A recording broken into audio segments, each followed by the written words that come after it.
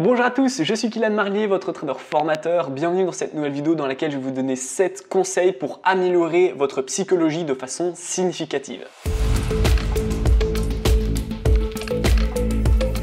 On va commencer directement avec le premier conseil que j'ai à vous donner, c'est de vous créer un plan de trading. En fait, il faut savoir que je reçois donc beaucoup d'élèves qui font soit des coachings, soit des appels stratégiques et qui en fait, pour la plupart d'entre eux, n'ont pas de plan de trading. Alors soit ils n'ont pas de plan parce qu'ils ne savent pas l'importance du plan de trading, soit ils en ont pas parce qu'ils savent qu'ils vont pas le respecter, ou soit ils en ont pas parce qu'ils savent pas le faire tout simplement. Moi, ce que je vous recommande vraiment, c'est d'avoir un plan pour justement améliorer votre psychologie. Pourquoi le plan de trading est directement relié à votre psychologie? Parce qu'en fait, si vous avez un plan, vous avez une structure en trading. Une structure, ça veut dire quoi? Ça veut dire que vous savez exactement où vous allez et pourquoi vous allez. Vous allez avoir les étapes précises. 1. Analyse des graphiques. 2. Analyse fondamentale. 3. Je commence à mettre mes indicateurs. 4. Unité de temps. Ensuite, je vais regarder où je pourrais rentrer, où je pourrais sortir. Où je pourrais rentrer et je pourrais sortir, c'est quoi? C'est en fait mon stop loss et mon take profit. Ensuite, je dois regarder mon ratio. Je dois également regarder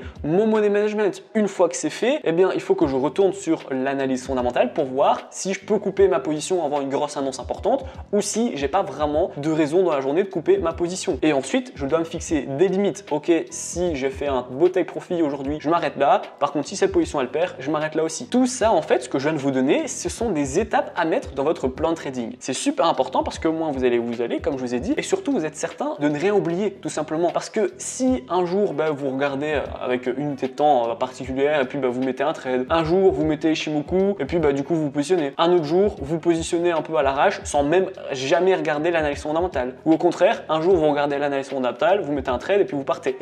Jamais vous serez rentable. Parce que psychologiquement, c'est le désordre. C'est le gros bordel dans votre tête. Vous ne savez pas où aller et vous n'avez pas de structure. Et du coup, si vous n'avez pas de structure, vous n'avez pas de plan de trading. Et si vous n'avez pas de plan de trading, vous ne serez pas rentable. Si vous n'êtes pas rentable, tout le temps où vous n'êtes pas rentable, c'est tout le temps que vous allez en fait faire des pertes. Et les pertes sont évidemment négatives en fonction de la psychologie. Donc ça, c'est mon premier conseil. C'est un gros conseil, mais le plan de trading, il est important si vous voulez vous améliorer en psychologie. Le deuxième conseil que j'ai à vous donner, c'est de vous diversifier, mais pas trop. La psychologie, elle doit être assez stable en fait. Elle ne doit pas être à gauche, à droite, parce que si vous allez par exemple sur le Forex, vous n'allez pas avoir la même psychologie que si vous allez sur le pétrole par exemple. Pourquoi? Parce que le Forex, on a un coût du pips qui est relativement faible. Ça veut dire quoi? Ça veut dire que vous pouvez mettre des take profit et des stop loss assez lointains sans pour autant perdre beaucoup d'argent. Avec un 0,01, vous pouvez mettre des stop loss très larges et des take profit très larges et ainsi laisser parler votre analyse plutôt que en fait on touche votre stop loss dès qu'on a une impulsion, une correction et vous n'avez pas le choix de le mettre proche parce que si pas vous perdez trop. Donc le Forex est ultra important pour votre psychologie. À l'inverse, le pétrole, les indices, l'or sont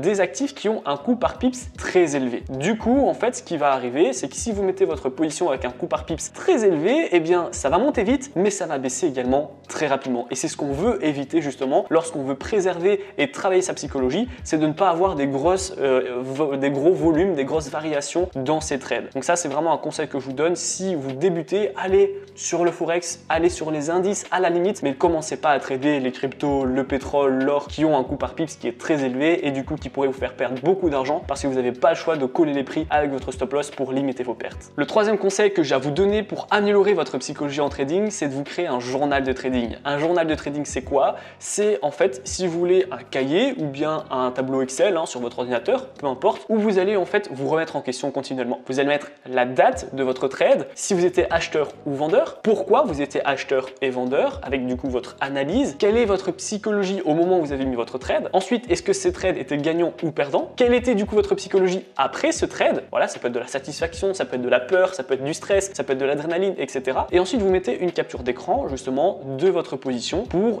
voir ce qui marche et ce qui marche pas. L'objectif de ce journal de trading, c'est de garder ce qui marche. Si vous voyez à travers ce journal que vous avez de jolis résultats à chaque fois en vous positionnant sur les rebonds, sur les supports, etc. Vous savez que ça marche pour vous. Par contre, si à travers ce journal, vous voyez que vous avez des difficultés avec les trades à contre-tendance, confiance ou avec les figures graphiques, etc. Vous vous arrêtez là parce que vous savez que ça marche pas trop pour vous. C'est ça l'objectif du journal de trading, c'est vraiment de vous auto-évaluer et de voir votre progression. Un peu comme à la gym, lorsqu'on débute la musculation par exemple, il faut mettre un cahier pour mettre ses poids, ce nombre de répétitions et voir en fait eh bien, là où je dois peut-être travailler un peu plus, ou là je sais que je suis fort et du coup je peux y aller, etc., etc. Ça marche de la même manière. Le quatrième conseil pour améliorer votre psychologie, qui est un conseil extrêmement important, ne mettez pas de gros lots et un gros capital directement. Là où justement je ne suis pas forcément d'accord avec les gens qui vont dire eh bien si vous débutez, vous n'avez pas de capital, allez justement à travers des fournisseurs de capital, parce que là vous allez directement travailler avec beaucoup d'argent, avec un gros capital, vous allez faire de gros lots. Et en fait votre psychologie, eh bien elle va être chamboulée. C'est un petit peu comme si vous êtes un cuisinier débutant qui a l'habitude de voilà, cuisiner pour sa famille ou pour 10 personnes, et d'un coup on vous dit vous allez cuisiner pour 100 personnes.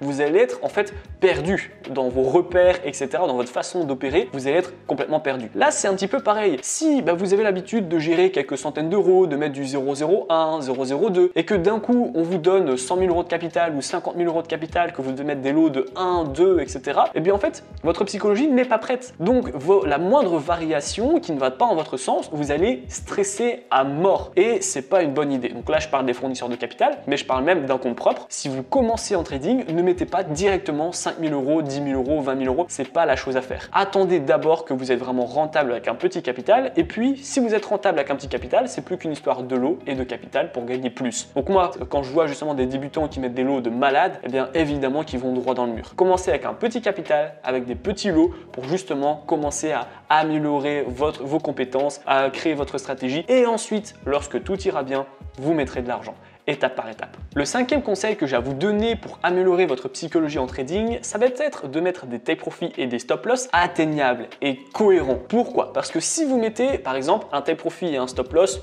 donc take profit super loin et stop loss relativement court du coup, pour la bonne conscience, mais qu'au final vous coupez tout avant, et bien au final tout est chamboulé et votre plan de trading est chamboulé également et vous serez jamais rentable. Pourquoi? Parce que si vous gagnez par exemple 2 fois ou 3 fois sur 10, même 3-4 fois sur 10, vous pouvez gagner 2, 3, 4 trades sur 10, c'est large, vous pouvez être rentable. Par contre, si vous mettez le ratio pour votre bonne conscience, mais qu'au final vous coupez tout manuellement, peu importe si à chaque fois que vous mettez une position, vous mettez un ratio à 1, 2, 1, 3, 1, 4, même 1, 5, au final ça change rien, vu que vous coupez avant, tous les calculs sont biaisés. Donc moi ce que je vous recommande, c'est de mettre des take profits cohérents.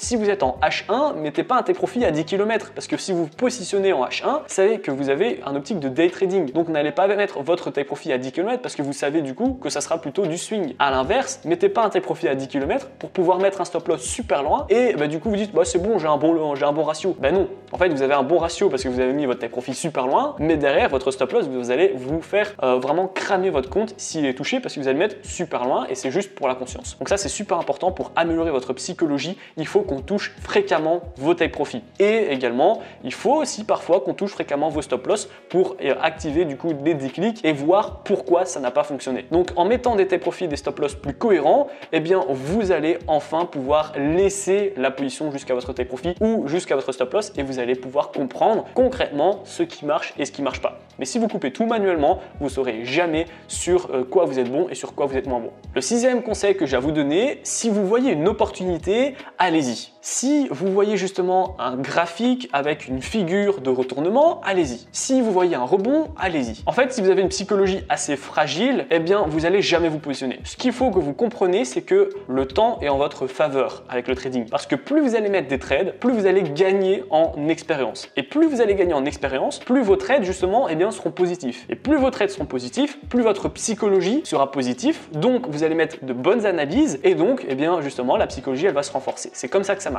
La psychologie, c'est de la confiance en soi et c'est de la pratique. Donc, n'ayez pas peur. Allez-y. Et si vraiment vous mettez une position, enfin, vous voyez une position, et etc., tout vous dit d'acheter, mais que vous avez encore peur, allez en démo et mettez-la. Et vous allez voir que si chaque fois que vous pensez que ça va monter et que vous achetez en démo et que vous avez raison 4, 5, 6, 7 fois, à un moment donné, vous allez d'office passer le pas et le faire en réel, et en réel ça va marcher et du coup ça va vous débloquer quelque chose. Mais c'est super important, c'est qu'il faut comprendre qu'il faut mettre des positions. Faut pas en mettre pour dire d'en mettre, mais dès que vous voyez une opportunité qui colle à votre stratégie, n'hésitez pas et allez-y, vous êtes du coup dans un chemin d'apprentissage de toute façon, donc c'est l'objectif. Le septième et dernier conseil qui pourrait vous étonner, mais c'est d'aller en compte de démonstration. Alors on dit toujours que le compte de démonstration ne travaille pas la psychologie, c'est vrai, c'est en fait de l'argent virtuel, donc à chaque fois vous n'allez pas avoir votre stress, votre adrénaline, votre succession de gains, votre succession de pertes, etc.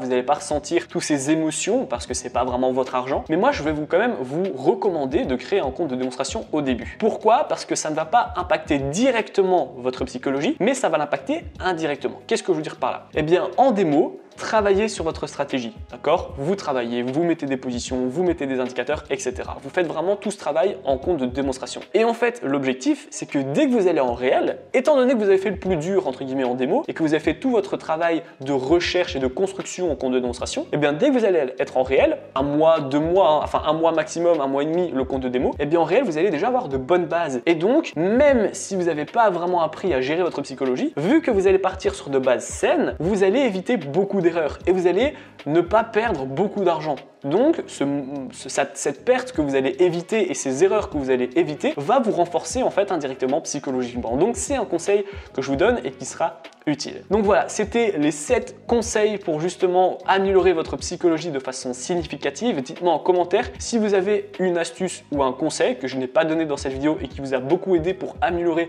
votre psychologie. En attendant, si vous avez des difficultés avec votre psychologie, mais même avec le trading en règle générale, pas de panique, vous allez retrouver dans la description, c'est le tout premier lien, ma formation offerte afin de faire vos premiers pas et vos premiers gains dans le monde du trading. Dans la première vidéo, on va voir comment créer un compte sur une plateforme ergonomique. Ensuite, je vais vous donner des stratégies de trading qui sont tout à fait adaptées pour les débutants. Vous n'aurez plus qu'à copier et la coller. Je vais vous donner également des indicateurs qui vont dire quand acheter, quand vendre, quand couper votre position. Dans la 4e vidéo, je vais vous expliquer comment j'ai fait mes premiers 1000 € par mois avec le trading pour que vous puissiez copier mon plan et le coller et le modifier surtout en fonction de votre profil d'investisseur. Et enfin, on va voir ensemble les tailles profit et les stop loss pour que vous puissiez être un trader qui dure dans le temps. La vidéo est terminée, j'espère qu'elle vous a plu. Si c'est le cas, n'hésitez pas à la liker, à la partager, surtout abonnez-vous. Et moi, je vous dis à très bientôt pour les prochaines vidéos. Ciao, ciao.